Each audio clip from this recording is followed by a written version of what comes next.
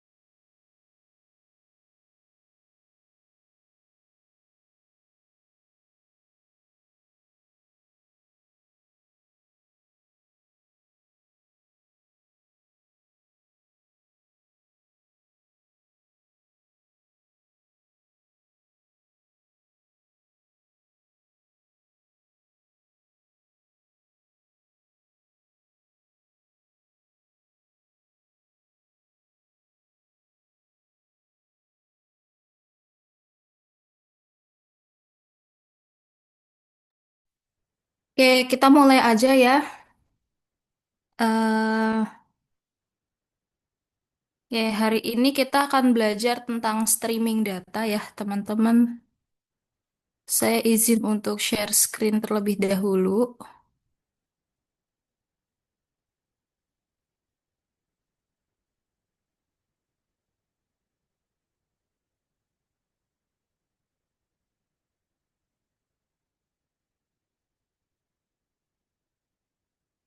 Oke, sudah terlihat screennya, teman-teman?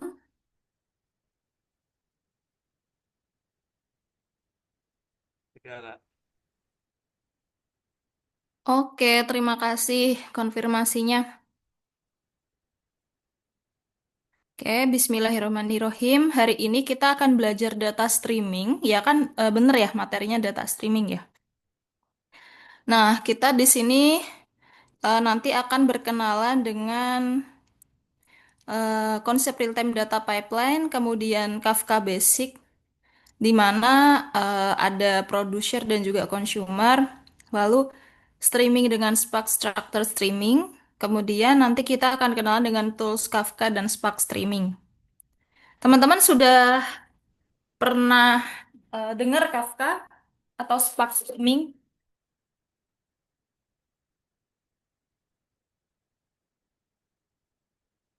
Belum ya? Oke, jadi kita mulai dengan konsep real-time data pipeline. Nah, apa itu? Jadi, di gambar ini menjelaskan konsep real-time data pipeline, yaitu sistem yang mengalirkan data secara langsung saat data itu terjadi atau real time dari sumber data ke tempat penyimpanan atau analisis tanpa perlu menunggu ya. Nah, berikut penjelasannya di sini ada karakteristik utamanya.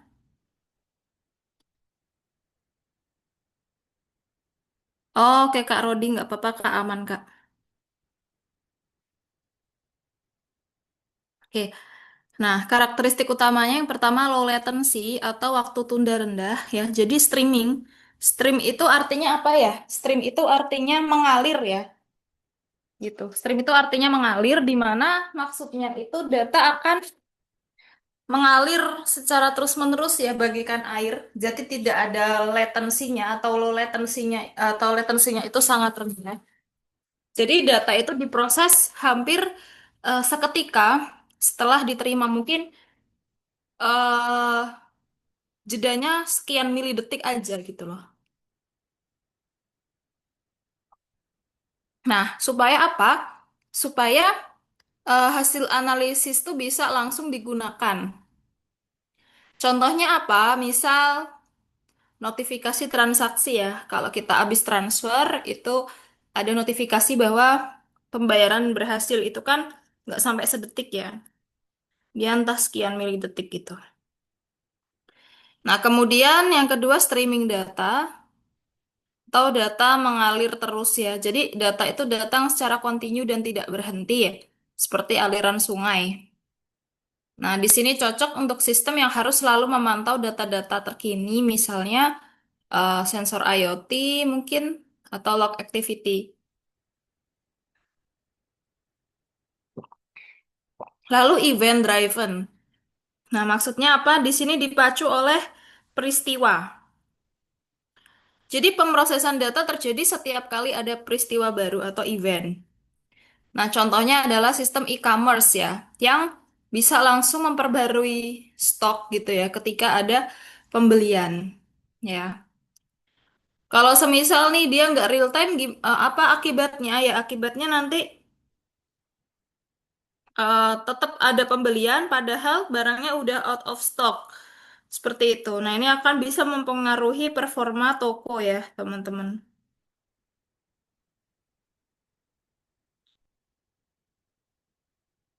Terus, hmm, skalabilitas tinggi atau high scalability.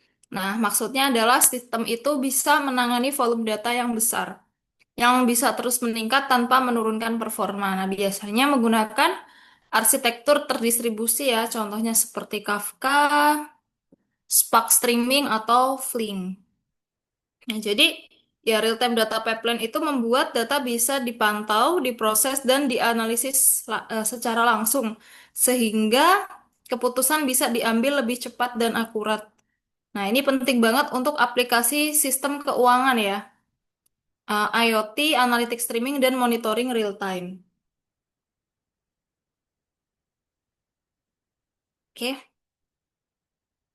Nah, komponen utama real time data yang pertama ada data source.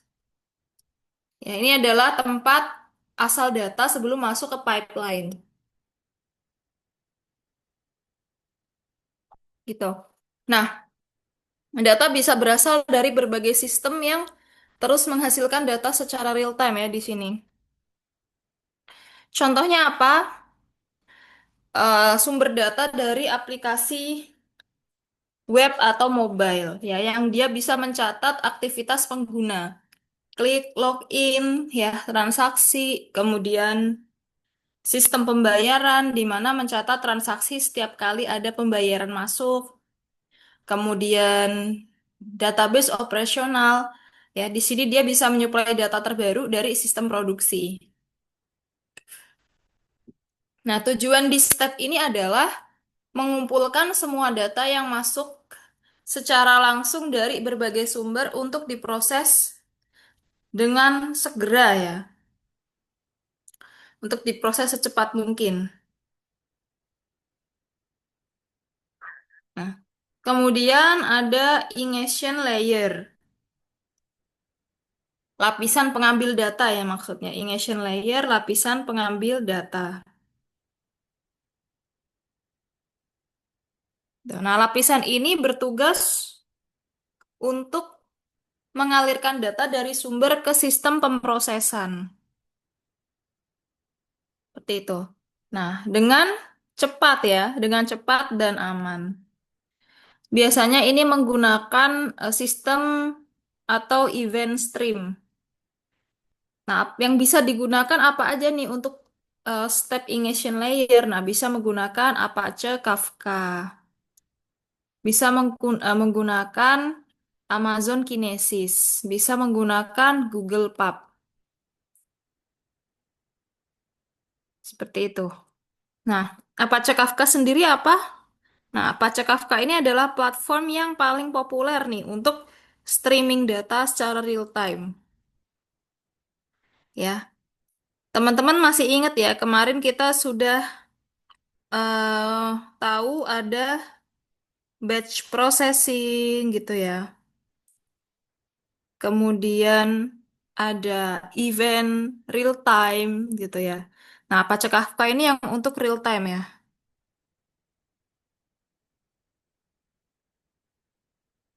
seperti itu. Nah, kalau Amazon Kinesis ini untuk apa? Kalau Amazon Kinesis ini layanan streaming data real time dari AWS ya, Amazon Web Service. Seperti itu.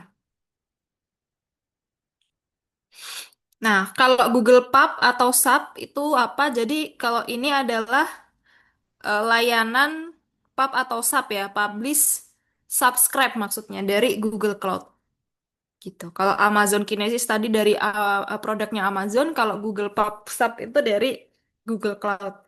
Ya, dia cuman beda ini aja sih, apa namanya? Beda provider ya. Seperti itu.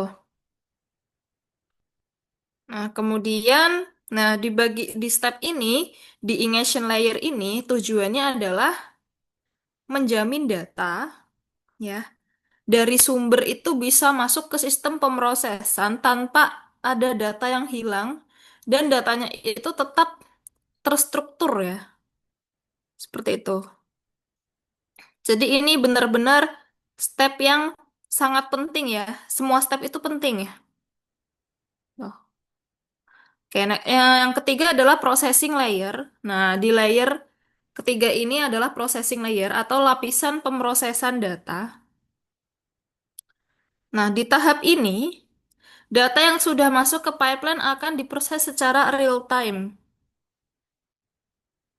Misalnya ya, melakukan transformasi, mengubah format, menghitung nilai tertentu gitu. Lalu melakukan filter data yang relevan, melakukan analisis secara langsung atau real time analytics.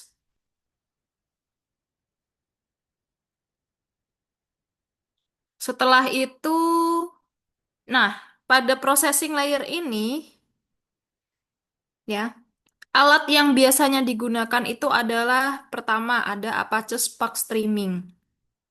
Di sini Apache itu adalah framework untuk pemrosesan data dalam batch kecil yang real time gitu. Kemudian ada Apache Flink. Nah, Apache Flink ini sangat efisien ya teman-teman untuk streaming data dengan latency yang rendah. Nah, kemudian Kafka Streams. Nah, ini library untuk memproses data langsung dari topik Kafka tanpa sistem tambahan. Jadi tujuannya ya pada step 3 ini, processing ini dia mengubah data mentah menjadi data siap pakai untuk analisis atau tindakan langsung.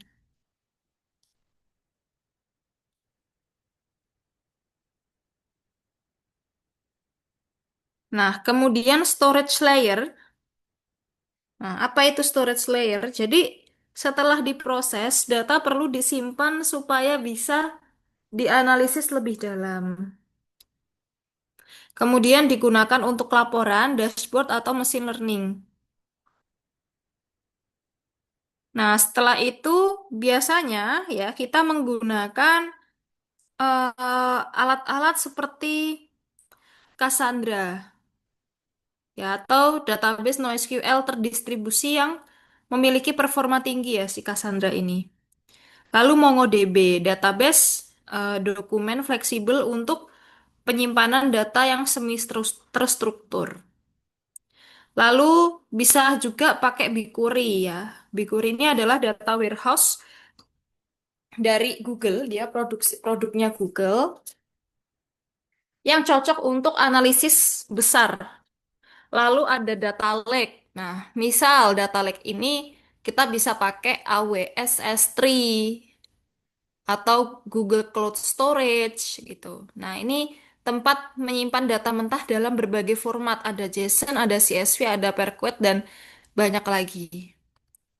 Nah, pada step terakhir ini ya, storage layer ini tujuannya adalah menyediakan penyimpanan yang scalable, cepat dan siap untuk analitik atau laporan. Seperti itu.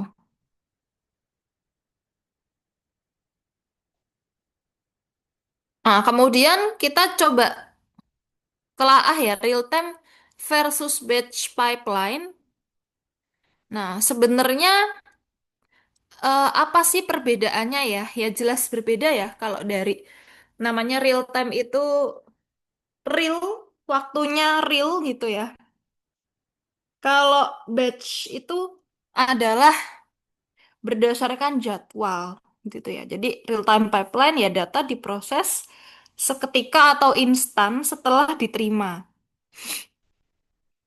gitu. Artinya hasil bisa langsung digunakan tanpa menunggu kumpulan data selesai. Contoh ya, notifikasi transaksi muncul langsung begitu pembayaran diterima. Kemudian batch pipeline, nah data ini diproses berdasarkan jadwal tertentu. Data diproses berdasarkan jadwal tertentu. Misal setiap jam, atau setiap hari, atau setiap minggu, di waktu kapan, itu semua kita eh, atur ya. Nah, jadi data itu akan dikumpulkan terlebih dahulu, baru diproses secara bersamaan. Contoh, kita bikin laporan, laporan penjualan harian, laporan performa mingguan, yang misal datanya itu diolah setiap malam misal. Setiap jam 10 malam misal kayak gitu. Ya. Nah, terus kapan cocok digunakan ya? Kapan kita cocok pakai real time, kapan kita cocok pakai batch? Gitu. Jangan mentang-mentang real time itu bisa diolah saat itu juga. Nah, makanya kita pakai real time aja supaya analisa kita bener-bener real. Nggak kayak gitu juga ya, teman-teman konsepnya. Ya. Jadi, real time pipeline itu cocok digunakan ketika kita butuh respon yang sangat cepat. Nah, ini cocok untuk sistem seperti monitoring ya, atau alert, atau misal product recommendation. Cocok juga kalau kita bermain dengan analisis yang namanya fraud detection, ya, atau sistem deteksi penipuan. Terus cocok juga untuk update stok langsung. Ya. Kemudian kalau batch pipeline, nah, batch pipeline ini cocok untuk kapan? Dia cocok untuk analisis-analisis seperti analisis historis atau laporan yang dilakukan secara berkala. Terus misal analisis tren penjualan mingguan atau perhitungan gaji mungkin seperti itu ya.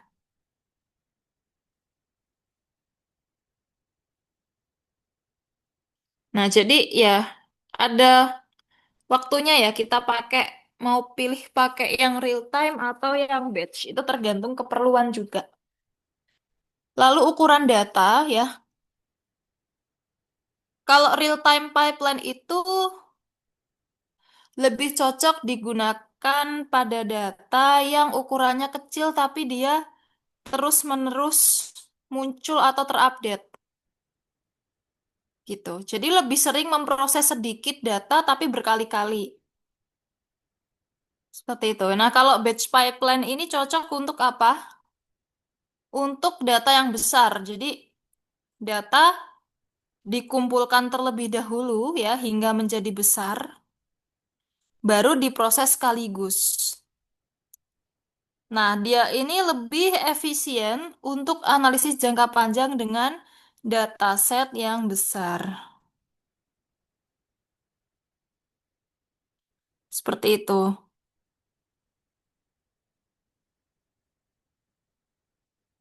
Nah, contohnya Contoh toolsnya ya, kalau real time pipeline itu bisa pakai Kafka gitu ya. Bisa pakai Kafka, kemudian bisa pakai Flink, bisa pakai Spark Streaming ya. Kalau real time pipeline, dia bisa pakai, batch pipeline, dia bisa pakai Apache Airflow yang kemarin kita pernah bahas ya, Apache Airflow. Terus bisa juga pakai Hadoop gitu. Nah, ini aplikasi yang cocok untuk batch pipeline ya. Bisa pakai Apache Airflow, bisa pakai Hadoop.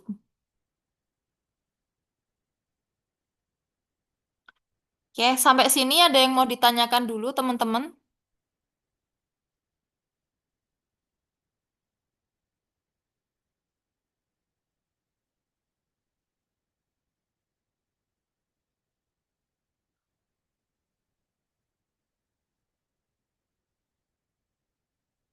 Aman?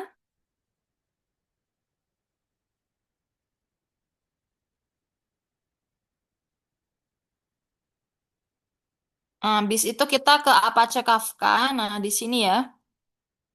Apa itu Apache Kafka? Nah, jadi Apache Kafka itu adalah platform streaming data terdistribusi yang dirancang untuk menangani aliran data secara real time, secara cepat ya. Artinya, Kafka itu memungkinkan data mengalir secara terus-menerus atau stream ya, dari satu sistem ke sistem lain. Misalnya, dari aplikasi, atau dari sensor, atau dari layanan, ke dalam database, atau dashboard, atau sistem analitik ya, dengan real time ya, tanpa jeda waktu yang signifikan. Seperti itu. Nah, analogi sederhananya tuh, bayangin Kafka itu seperti perantara ya, perantara pesan yang super cepat antara pengirim dan penerima. Kayak gitu. Nah, komponen utama pada Kafka yang pertama itu ada yang namanya producer. Ya, Kafka producer. Nah, producer itu dari kata produce ya, memproduksi ya. Artinya pada bagian ini tuh dia memproduksi data atau dia ini bagian atau komponen yang mengirim data ke Kafka. Nah, data ini bisa diambil dari manapun, teman-teman. Bisa dari website, bisa dari aplikasi apapun, transaksi apapun gitu ya. Nah, produser ini mengirim data ke topik tertentu yang ada di Kafka. Contohnya ya, misal aplikasi e-commerce mengirim data transaksi pembelian ke sebuah topik di Kafka yang bernama transaksi pembelian. Ya, jadi di Kafka itu ada banyak topik ya. Topik istilahnya wadah ya. Nah, jadi kita bisa milih nih, data dari produser ini mau kita kirim kemana gitu ya. Mau kita kirim ke topik yang mana, ke wadah yang mana gitu. Seperti itu. Nah, kemudian consumer, pengambil data. Nah, jadi consumer ini adalah komponen yang mengkonsumsi data atau membaca data dari Kafka. Nah, mereka ini bisa berlangganan atau subscribe ke topik tertentu dan mengambil pesan yang dikirim produser. Itu. Nah, anggaplah kita kayak subscribe berita terkini lah ya, atau informasi tertentu. Nah, kita subscribe. Nah, itu ya seperti itu. konsumer ini bisa berlangganan ya, topik tertentu. Seperti itu ya. Kemudian yang ketiga adalah topik. Nah, topik ini adalah wadah ya. Wadah tempat data itu disimpan atau dikelompokkan di Kafka. Jadi, dalam Kafka itu akan ada banyak topik. Seperti itu. Nah, dia mirip dengan apa? Channel dalam sistem pesan. Nah, dia produser menulis ke topik gitu ya. Kemudian consumer membaca dari topik tertentu. Nah, setiap topik ini dapat memiliki banyak partisi. Kenapa? Karena untuk paralelism dan skalabilitas ya. Jadi supaya nanti bisa lebih cepat ya. Makanya kan dia diolah secara paralel seperti itu. Nah, kemudian yang keempat adalah broker. Ya, broker. Apa itu broker? Jadi broker itu adalah server di Kafka. Ya, dia server di Kafka. Yang fungsinya sebagai cluster gitu ya. Untuk saling berbagi beban kerja. Jadi, cluster Kafka itu biasanya terdiri dari beberapa broker. Misal, ada 3, 4, dan sebagainya ya. Supaya tetap tahan terhadap kegagalan dan bisa menangani data yang besar. Seperti itu. Nah, di sini contohnya kalau semisal satu broker down gitu ya, yang lain itu tetap bisa melayani permintaan. Maksudnya kayak gitu.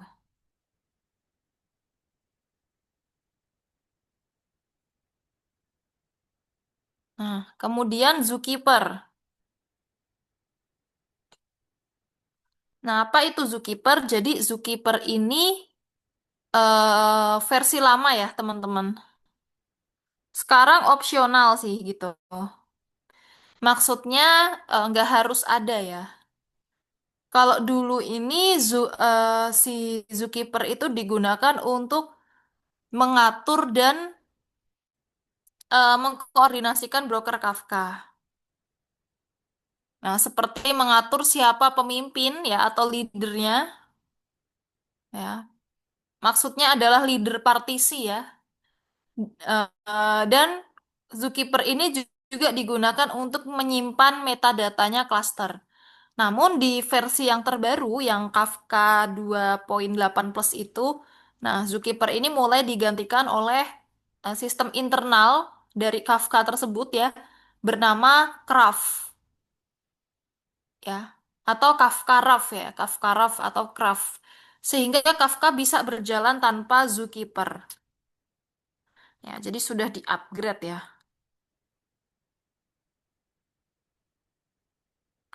seperti itu. Nah, jadi alur kerja singkatnya dari produser, dia ke topik yang disimpan di broker, lalu ke consumer. Nah, kelebihannya apa? Pakai Kafka ini, dia bisa real time, jadi bisa memproses data saat terjadi, bukan setelah dikumpulkan. Lalu high throughput ya, mampu menangani jutaan pesan per detik. Setelah itu scalable ya, dia bisa menambah broker atau consumer tanpa gangguan. Nah, itu dia durable. Nah, data bisa disimpan dengan replikasi dan tidak mudah hilang. Seperti itu, teman-teman ya.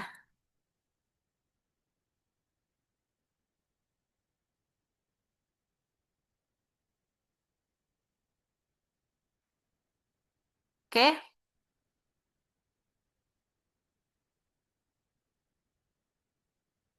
Nah, sampai sini aman ya, teman-teman. Ada pertanyaan? Oh, ada pertanyaan dari Kak Makarius ya. Topik-topik di Kafka dibuat berdasarkan apa ya? Nah, jadi sebenarnya topik di Kafka itu dibuat berdasarkan kebutuhan use case kita sendiri. Ya, jadi Kafka itu nggak otomatis bikin topik dan Kafka juga nggak punya aturan saklek kayak satu tabel harus satu topik, nggak kayak gitu. Tapi topik itu dibentuk berdasarkan biasanya ya, yang paling umum ya, berdasarkan sumber data atau jenis event. Ya, misal kita sumber datanya dari aplikasi gitu. Nah, kita bikin topik yang aplikasi. Terus seperti itu. Jadi tergantung. Ya, ini yang paling umum aja sih. Biasanya dibikin berdasarkan itu.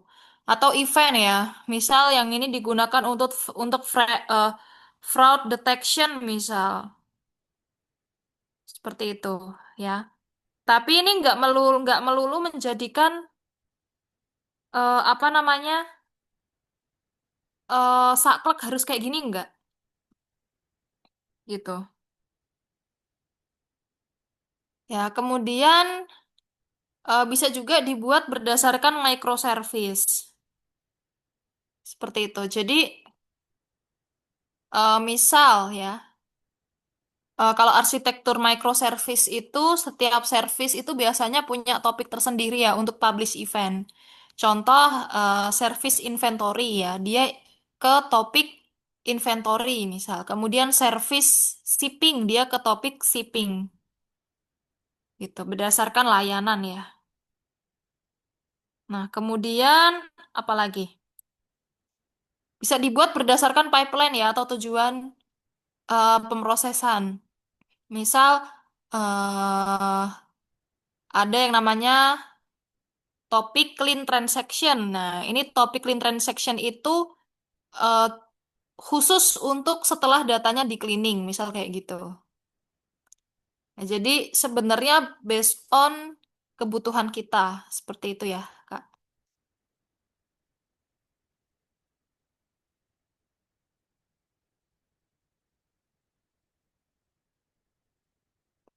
Oke, ada pertanyaan lagi, teman-teman?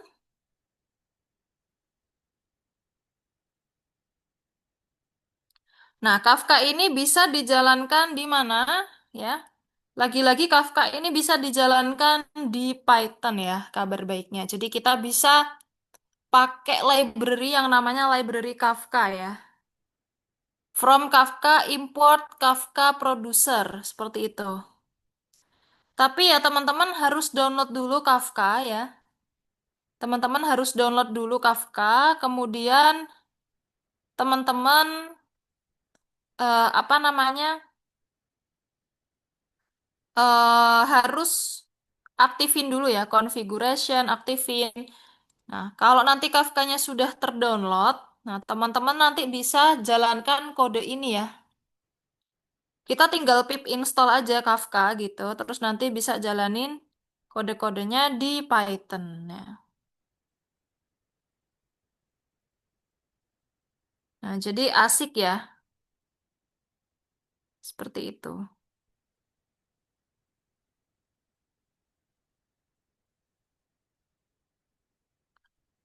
Oke, ada pertanyaan lagi teman-teman?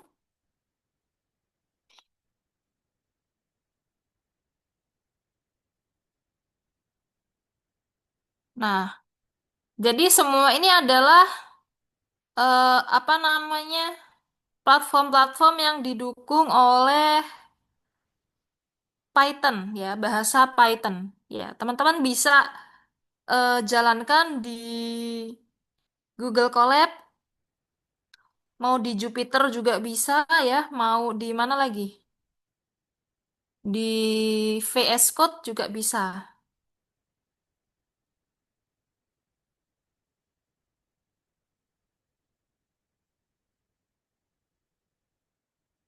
Seperti itu.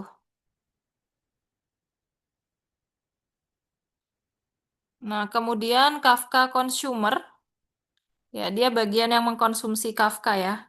Mungkin kalau untuk yang produser mana, yang consumer mana, itu teman-teman sudah familiar ya. Karena kalau produser itu yang nge-produce gitu ya. Kalau consumer ini ya dia yang mengkonsumsi kayak gitu ya, gampangnya kayak gitu. Ya. Nah, kalau dia nge-produce ya, kalau dia nge-produce, dia akan pakai Kafka Producer ya. Jadi untuk Kafka Consumer ini juga dia dari library Kafka juga gitu. Tapi bedanya kalau yang Kafka Producer itu dia import functionnya function Kafka Producer ya. Nanti dia akan pakai nih Kafka Producer, nanti servernya kita pakai localhost-nya. Kita harus tahu ya servernya apa. Ini localhost 9092. Nah, kemudian produsernya mengirim ke gitu ya. Produsernya akan mengirim data ke topikku. Ya, anggaplah topik yang kita pilih adalah topikku. Ini nama topik ya maksudnya. Nah, datanya apa yang dikirim ke topikku? Misal, halo, ini pesan pertama. Nanti lalu producer flash. Ya, artinya flash itu ya dikirim, dimasukin gitu ya ke dalam topikku. Nah, nanti kan topikku itu dia udah ke udah ada datanya ya. Karena si produser tadi udah ngirim data ke topikku kayak gitu ya. Nah, habis itu kalau udah ya nanti di Kafka Consumer itu dia mengkonsumsi gitu, mengkonsumsi data yang ada di topik yang bernama topikku. Jadi di sini consumer, hey Kafka Consumer gitu ya. Coba lihat nih gitu ya. Coba lihat di dalam topikku ya, Bootstrap servernya sekian ya. Aku mau lihat data-data yang ada di situ gitu.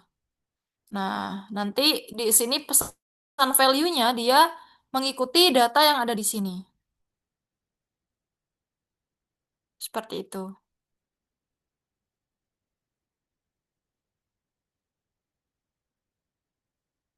Nah, kemudian di sini ya ada Spark Structure Streaming. Ya, ini apa namanya? Step by step-nya ya untuk apa namanya? Struktur streaming ya dari Spark gitu. Nah, Spark Structure Streaming ini adalah fitur dari Apache Spark. Ini udah beda lagi ya, bukan Kafka lagi nih di yang bagian sini. Ya. Nah, fitur dari Apache Spark yang digunakan untuk memproses data streaming secara real time. Nah, namun biasanya dengan cara dan API yang sama seperti pemrosesan batch data statis. Nah, di sini dengan kata lain, struktur streaming ini memungkinkan kita menulis kode pemrosesan data sekali aja. Gitu. Lalu nanti bisa digunakan untuk batch yang file besar maupun streaming data real time tanpa perlu menulis ulang logika program. Ya. Jadi untuk apa? Untuk otomatisasi ya, seperti itu. Ya, jadi kita cukup tulis kode pemrosesannya sekali aja, lalu nanti bisa dipakai semua gitu ya. Ya, untuk otomatisasi.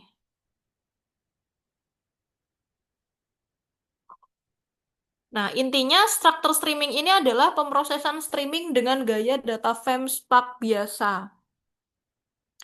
Jadi cara kerjanya dari Kafka ya atau socket atau files gitu. Nah, kemudian data itu dialirkan ke struktur streaming atau data frame. Lalu dia dialirkan ke transformasi ya. Karena kan kalau udah dari Kafka itu kan datanya mentah ya dan masih berantakan ya.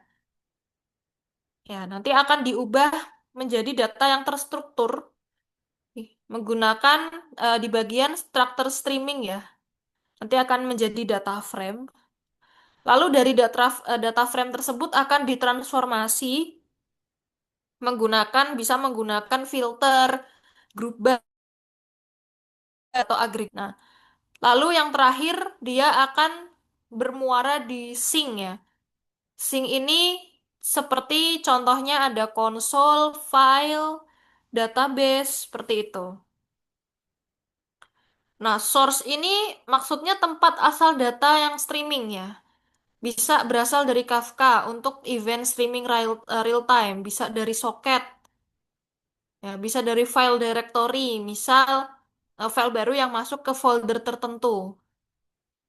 Nah, di bagian struktur streaming data frame ini nanti dia memakai operasi SQL atau data frame API ya. Ya, untuk apa namanya? Menghitung, misal contohnya menghitung jumlah transaksi per menit ya secara real time.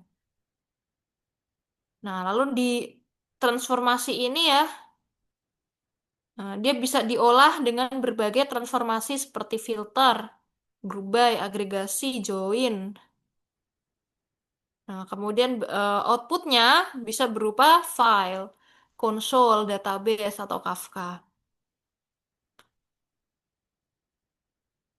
Ya, jadi adapun konsep penting di sini ya, dia bisa dilakukan micro batch model. Jadi Spark bisa membaca data baru dalam interval kecil, misal setiap 1 detik. Ya, kemudian dia fault tolerant. Jadi kalau proses gagal, Spark ini bisa melanjutkan dari posisi terakhirnya.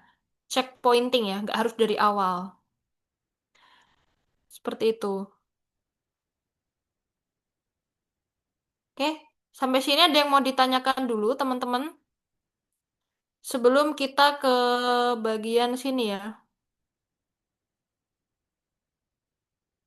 Nah, ini dia di semuanya ini diaksesnya menggunakan Python ya. Jadi baik Kafka, Spark, Apache Spark itu kita download dan install ya supaya package-nya itu ada di lokal kita, tapi semua itu dijalankannya menggunakan Python. Seperti itu. Ya, semua dijalankan menggunakan Python. Ya. Jadi memang bagus banget ya ini. Bagus banget.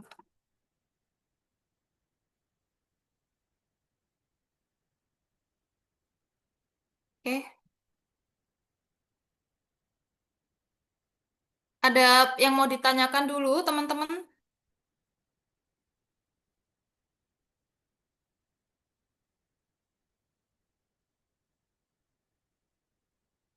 Kalau tidak ada, mungkin kita akan break sekitar 5 menit ya. Barangkali teman-teman mau ada yang... Oh, ini ada yang mau ditanyain dulu. Kapan memakai Spark dan kapan memakai Kafka? Jadi kayak gini ya, Kak, siapa ini? Sorry, Kak. Kok ketutup Zoom-nya bentar. Kak Makarius, gitu. Ya, jadi memang banyak orang yang masih campur-campur juga ya kadang konsepnya gitu. Jadi analoginya gini, bayangin data itu kan seperti aliran air ya. Streaming data itu kan seperti aliran air. Nah, Kafka itu adalah pipa airnya. Pipa air untuk mengalirkan data secara real time, itu Kafka. Sedangkan Spark itu mesin pengolah air yang bisa mengolah air yang dari tanah misalnya ya. Itu bisa menjadi air yang jernih kayak gitu. Ya, anggaplah di sini Spark itu mesin pengolah data yang bisa mengolah batch besar atau streaming ya, tergantung modenya. Jadi Kafka itu alat penyampai data, sedangkan Spark itu alat pengolah data. Kayak gitu.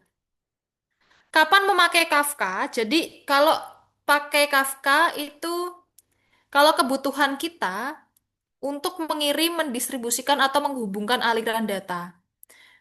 Cocoknya untuk real time data streaming ya kalau pakai Kafka itu. Karena apa? Ya, karena supaya tidak ada latensinya gitu. Jadi Kafka ini nggak mengolah data ya teman-teman. Dia cuman menerima, menyimpan sementara, terus dia meneruskan ke data warehouse.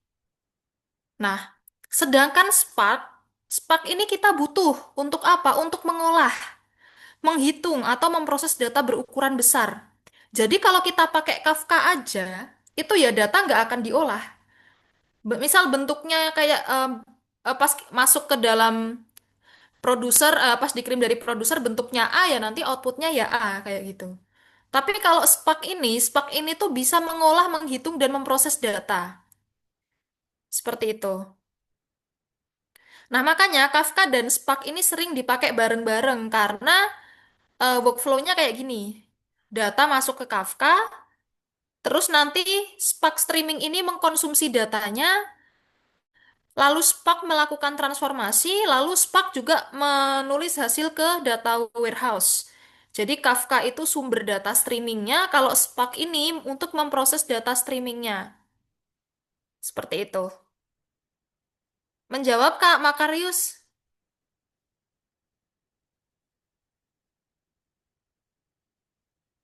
Oke, siap-siap.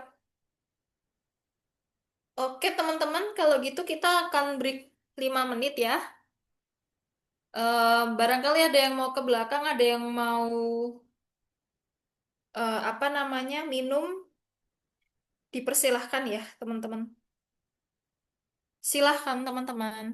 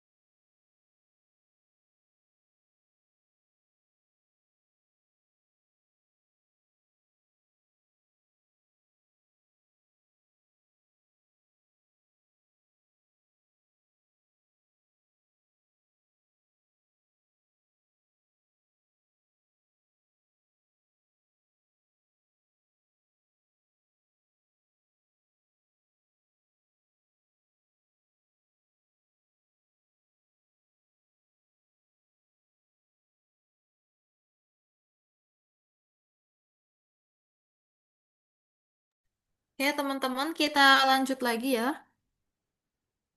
Nah, oke.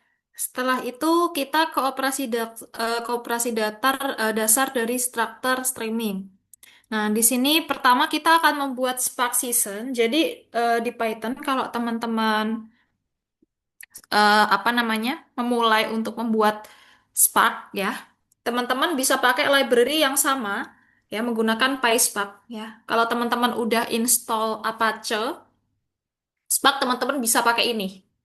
Ya, from PySpark SQL import Spark Season.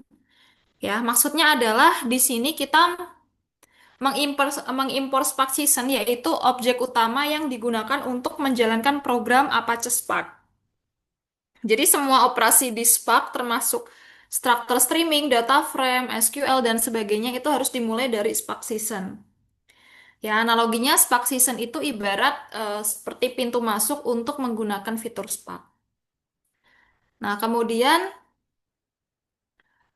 Spark Season Builder. Nah, Builder itu adalah tempat pembuat untuk mengkonfigurasi dan membuat sesi Spark. Ya, di sini kita bisa menambahkan pengaturan seperti nama aplikasi ya atau app name. Kemudian master ya, mode eksekusi ada lokal, yarn, Kubernetes. Nah, kemudian konfigurasi lain ya, misal memori, course, dan sebagainya. Nah, kemudian upname streaming basic. Jadi di sini memberikan nama aplikasi Spark ya. Contoh di sini namanya adalah streaming basic. Nah, nama ini akan muncul di Spark UI. Jadi Spark UI itu adalah antarmuka monitoring Spark sehingga dia akan mudah dikenali. Contoh ya, kita bisa membuat aplikasi name ya. Nanti streaming basic nanti akan ada tulisannya. Nah, hasil akhirnya nanti kalau baris kode ini dijalankan, ya, kita akan bisa membaca data streaming ya, menggunakan Spark Read Stream. Lalu kita bisa melakukan transformasi data frame dan menulis hasil ke output menggunakan write stream. Seperti itu.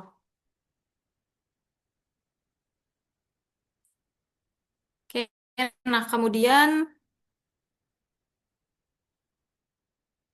oh, ini kita bisa kok. Kalau misal teman-teman membuka di Colab ya.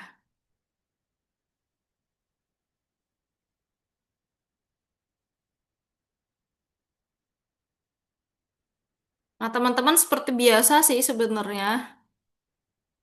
Install aja. Oh, aku belum sign in. Jadi teman-teman copy langsung aja ini ya. Install dulu pip install PySpark gitu ya. Kalau sudah berhasil teman-teman langsung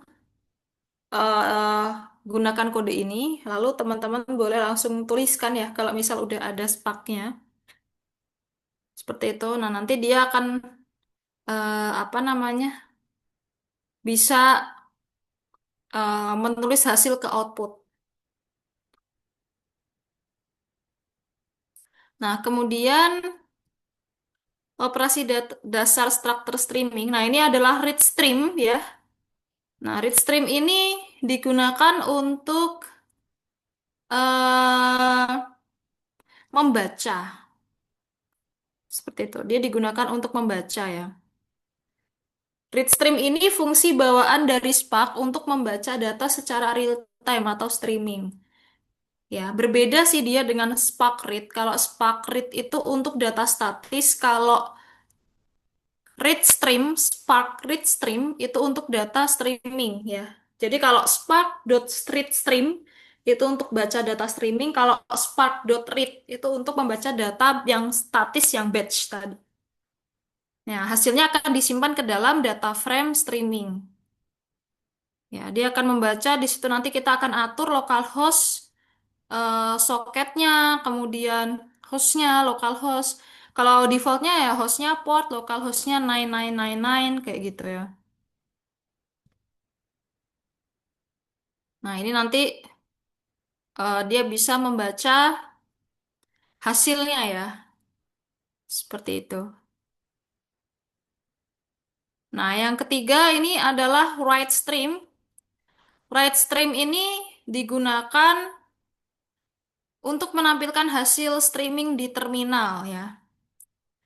Write stream itu kebalikan dari read stream. Kalau read stream itu kan untuk membaca data, kalau write stream itu untuk menulis atau menampilkan hasil pemrosesan streaming ke tujuan tertentu atau yang biasa kita sebut sync. Ya, contoh syncnya ada apa aja tadi ya kita sudah pernah bahas tadi. Bisa berupa konsol ya yang tampil di terminal, bisa berupa file, bisa berupa kirim topik ke Kafka, bisa berupa menyimpan sementara untuk query SQL ya. Jadi ada banyak. Nah, untuk output mode-nya ada tiga. Ada append. Append itu nanti kita hanya menampilkan data baru yang masuk. Kalau komplit, kita menampilkan seluruh hasil setiap kali ada update. Ya, biasanya untuk agregasi di sini. Kalau update ini hanya menampilkan baris yang berubah sejak batch terakhir aja. Nah, di contoh ini kita menggunakan append ya, artinya kita hanya menampilkan data baru yang masuk.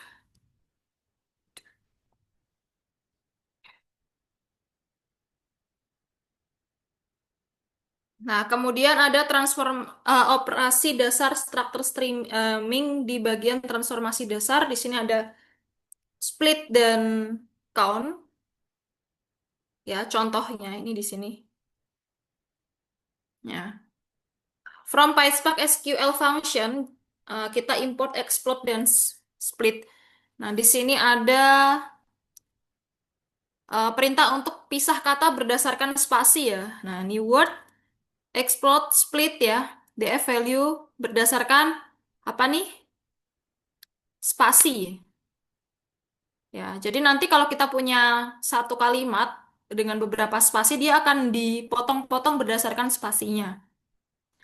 Nah, lalu untuk menghitung jumlah masing-masing kata, kita bisa menggunakan word count, group by word, kemudian count. Ya, jadi kita bisa menghitung misal kata aku muncul sebanyak berapa, kata kamu muncul sebanyak berapa. Nah, dia bisa operasi juga ya di bagian spark. Nah, harus diingat operasi seperti ini bukan di bagian Kafka-nya ya, tapi di bagian Spark. Karena kan Kafka itu untuk hanya pipa data ya, yang penyambung ya. Kalau pengolah itu semua di Spark.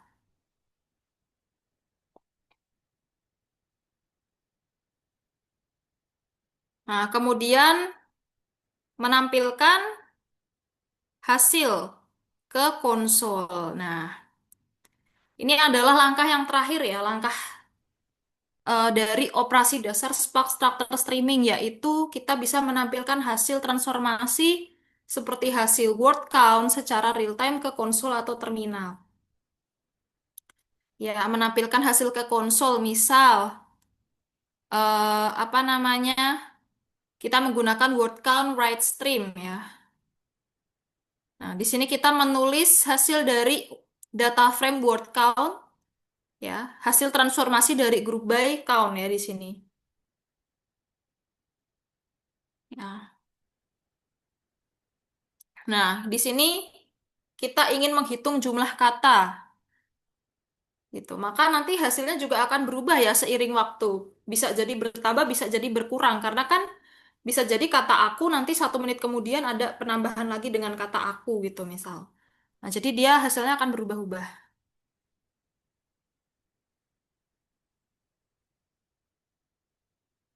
Oke.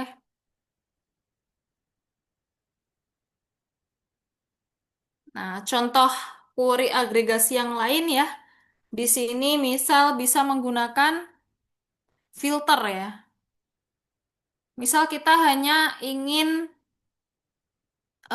kata-kata yang ada spark-nya gitu. Ya, nanti kita akan menghitung nih yang ada spark-nya itu ada berapa. Dia akan muncul. Nah, dia bisa juga nih dipakein filter. Nah, kemudian menulis hasil ke output. Nah, misal nih hasil dari tadi perhitungan di Spark Stream tadi ingin kita tuliskan ke output CSV. Kayak gitu. Nah, kita bisa menggunakan write stream, output mode-nya komplit, berarti kita ambil semua data dari awal sampai akhir ya. Formatnya kita tulis dalam CSV. Nah, ini option. Kita mau nyimpennya di mana? Seperti itu. Nah, nanti dia akan otomatis terdownload. Ya, hampir sama kayak yang apa namanya kalau kita punya di Python ya, teman-teman.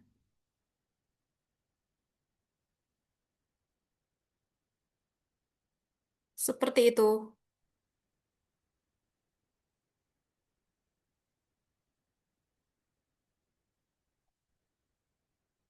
Nah, kemudian ya, ringkasan format umum query. Jadi, kalau kita mau membuat perintah di Spark gitu ya. Nah, ini bisa ditulis seperti ini. Jadi, misal perintahnya write stream ya. Nah, ini kita bagian streaming DF ini kita bisa isi dengan data frame yang akan kita stream. Nanti output modenya pilih salah satu, mau append, mau complete, atau mau update. Lalu formatnya kita pilih salah satu, mau konsol, mau CSV, atau mau Kafka.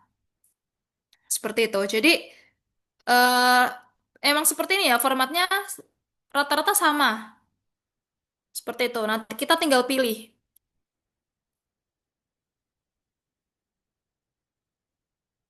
Nah, jadi kita tinggal pilih mau yang kayak gimana. Seperti itu. Ya. Nah, kemudian yang terakhir nih ada tools and technologies. Jadi, nah ini adalah dua teknologi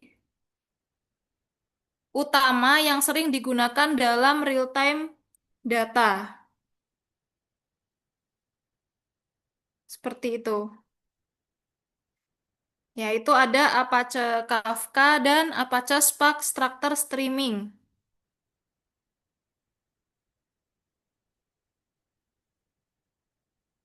Nah, di sini untuk Apache Kafka ya fungsi utamanya dia sebagai message broker atau data pipeline real time ya. Ya, atau sebagai pipa tadi ya, aplikasi untuk mengirim dan menerima data secara terus-menerus. Ya, kalau Spark Streaming, Apache Spark ya. Kalau Apache Spark ini dia engine untuk memproses data streaming secara real time dengan model pemrograman yang mirip pemrosesan batch, ya, SQL atau data frame. Ya, penjelasan singkatnya ya kalau struktur streaming ini bagian dari Apache Spark ya yang bisa membuat kita untuk menganalisis data secara streaming ya, itu layaknya menjalankan query. Ya, jadi kalau Apache Kafka tadi dia perannya pengelola aliran data dan fungsi utamanya mengirim dan menerima data real time. Kalau Apache Spark Structure Streaming itu dia untuk memproses data, ya fungsinya ya untuk mengolah, menghitung dan menganalisis data real time. Oke,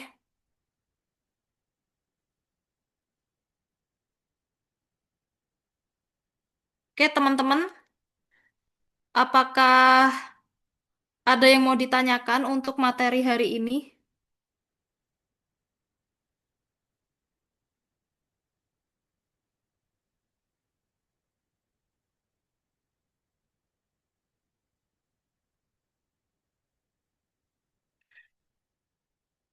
Aman ya? Ada pertanyaan teman-teman?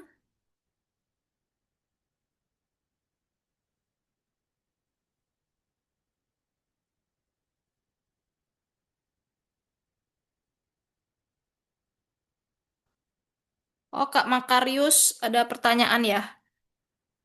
Ini merupakan infrastruktur ya maksudnya ya. Di posisi infranya gimana ya Kak untuk Kafka dan Spark? Ya. Jadi gambaran besar posisi Kafka dan Spark itu dalam infrastruktur itu gini. Jadi yang paling awal itu ada aplikasi ya. Dari awal ada aplikasi. Kemudian dari aplikasi tersebut nanti datanya akan diproduce ke Kafka. Kafka ini adalah message broker. Nah, nanti Kafka itu dia akan diproduce ke Spark. Spark ini adalah streaming atau batch. Jadi dari Kafka ya, dari Kafka ini kemudian dia diarahkan ke Spark ya. Itu bisa dipilih kita mau datanya itu berupa batch processing atau streaming. Baru nanti yang terakhir di warehouse, data lake, dashboard seperti itu. Nah, Kafka ini posisinya di mana? Jadi Kafka ini biasanya ditempatkan di lapisan ingestion. Ya, lapisan terdepan untuk menerima data ya.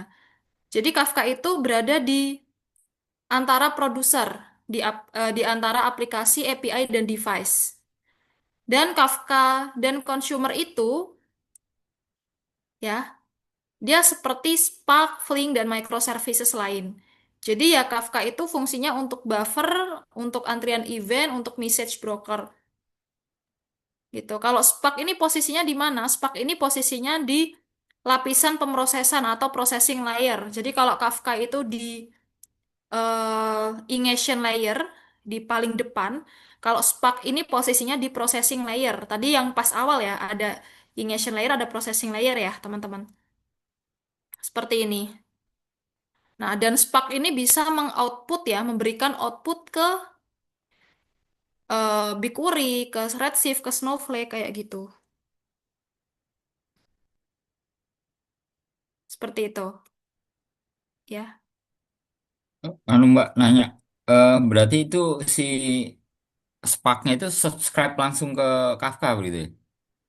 Iya, Oke. betul.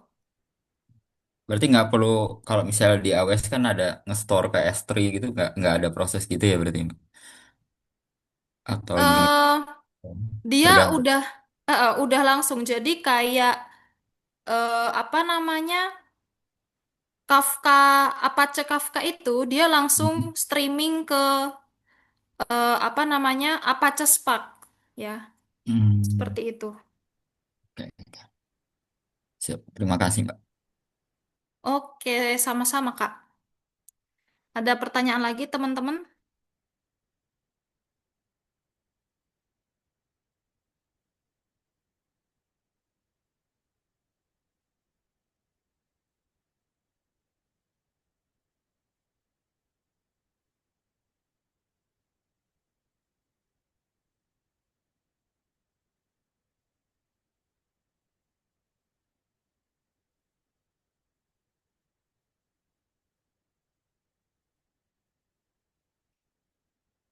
Oke, kalau tidak ada mungkin untuk pertemuan hari ya cukupkan ya teman-teman.